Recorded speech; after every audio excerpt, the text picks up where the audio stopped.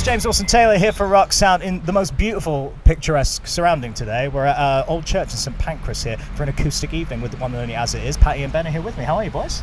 Doing good. Fabulous. Doing very well. It's lovely to see you, boys. Let's start with those shows, because we were just saying it's slightly different change of pace for you boys. It's acoustic, it's all seated and nice and calming. How's it all been going for you guys? Really good. Yeah? It's been nice doing something so intimate, getting to chat about the songs, share some stories we've never otherwise told, and just kind of reimagine the songs and the subject matter in this entirely new way.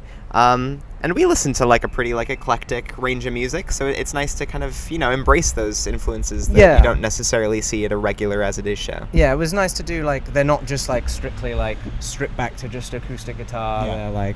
They're lots of different instrumental renditions, and I think it's been really nice to have a play with that. Nice.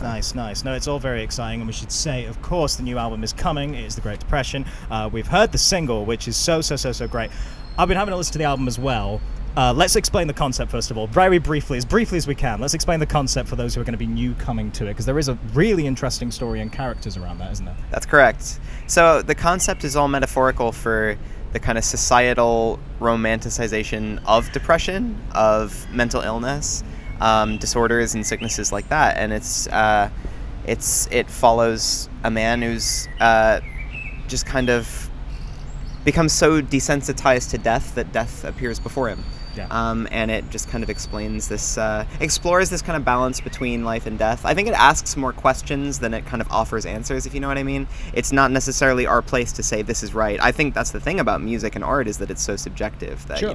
It's fair for us to have opinions, and it's fair for us to offer you this thing, and your responsibility as the consumer is go, how do I feel about this? What are my opinions? Yeah, absolutely. And speaking of that, it really is going to open up discussions. And what I must say I do admire you guys for a lot is you've already said that in the campaign for this album you're going to be partnering with lots of different organizations and really kind of making that effort to say, you know what, this is a conversation and we're opening it for you. We'll talk a bit about the poster stuff in a second, but in terms of other plans for that, how far along are you with that? Do you know what's going to be coming in terms of future discussions and future partnerships perhaps? We have a lot of ideas. I mean, on this very tour, part of the proceeds from the VIP we're doing goes towards Mind. Yeah.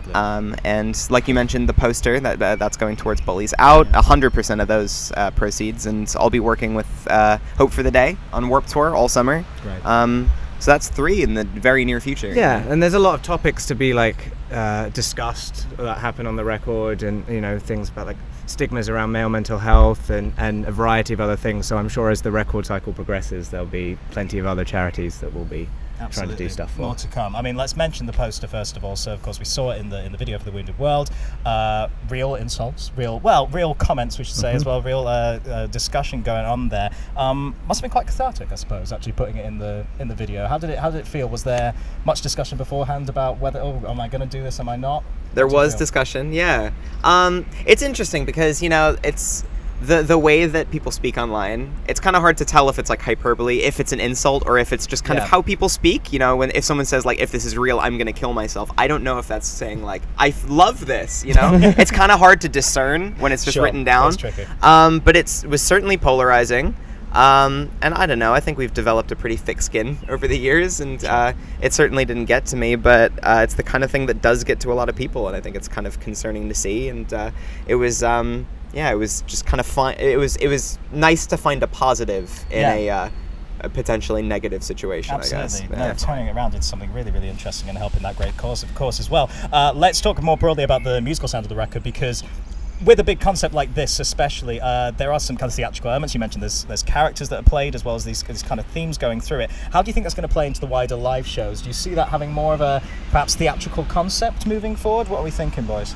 I certainly do. Yeah, I think our performance are going to start getting a bit more theatrical in general. Just the way, whether it's the way we dress, the sound of the record just leans itself way more to a big rooms, big theatricisms, and we can't wait. Yeah, it's really exciting to see. It's going to be fantastic.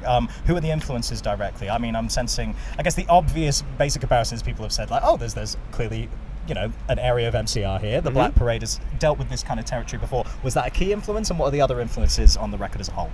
Ironically, it wasn't really. No, that's interesting. Obviously, we're massive MCR fans, growing up and stuff, but that wasn't necessarily one of the bands that directly like influenced it. I think we were more influenced by bands like Funeral for a Friend, Sure. and like the UK kind of post-hardcore early 2000s scene. Like sound-wise, that was definitely a bigger thing. Like 100 Reasons, which you co-wrote one of the songs with Larry from 100 Reasons. Hell is for Heroes, In Me, all this kind of Yeah. great stuff. And what genuinely went through my mind was that, you know, there's always been amazing British pop punk bands. It's only been in the last 5 or 6 years that they've gotten international attention. Sure.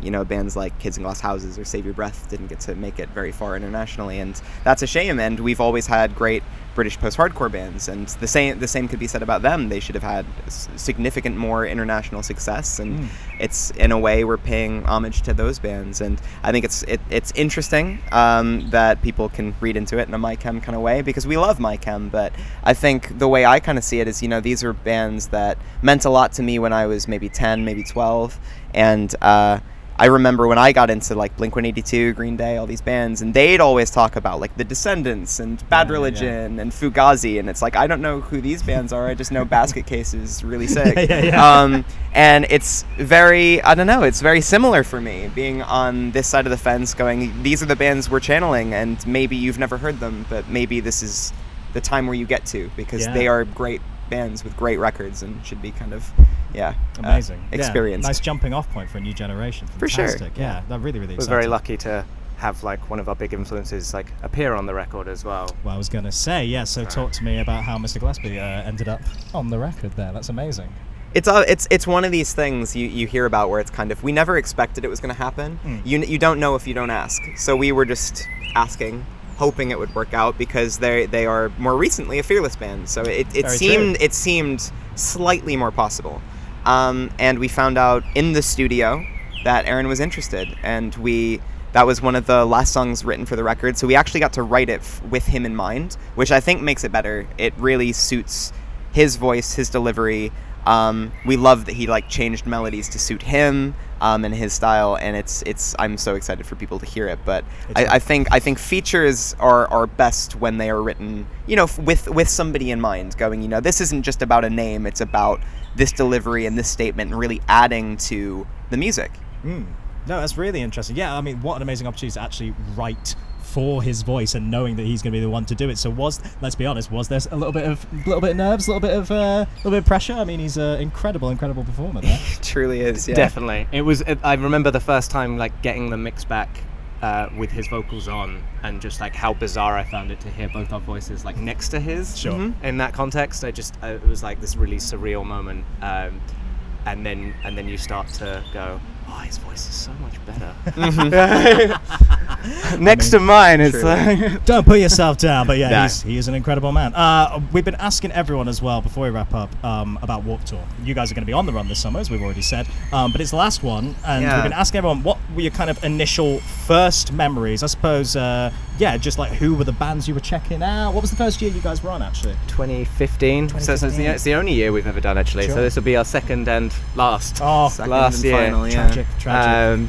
I mean, my first memory was of the first day in Pomona.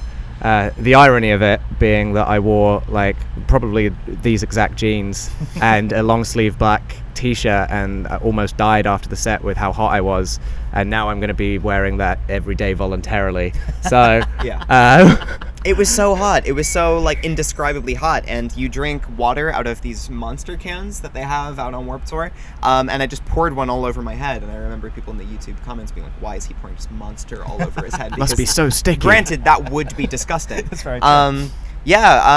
The bands we watched a lot, I mean, Transit were on that year. The Wonder Years were on that year. Nice. Say We Can Fly. I watched Trophy Eyes a lot. Trophy Eyes. Who were you kind of hanging out with on the road as well? Did you make friends around the scene on the Warped Tour? We did, and it's really cool because you make friends outside of your kind of niche. Like, you know, like you don't make, you know, it's not like the pop punk kids hang with the pop punk kids. It was like the bassist from We Came as Romans and I would like hang out, and Beartooth would hang out and all this stuff, and we knew Silverstein. We got to hang out with them loads, and it's really cool. It's not as kind of cliquey as I think it maybe has this kind of I don't know, association of being, but it's just really fun. You just kind of, everyone hangs out with everyone. You eat breakfast together. You just kind of, it's like a traveling summer camp kind of. You get to know most people by the end of it.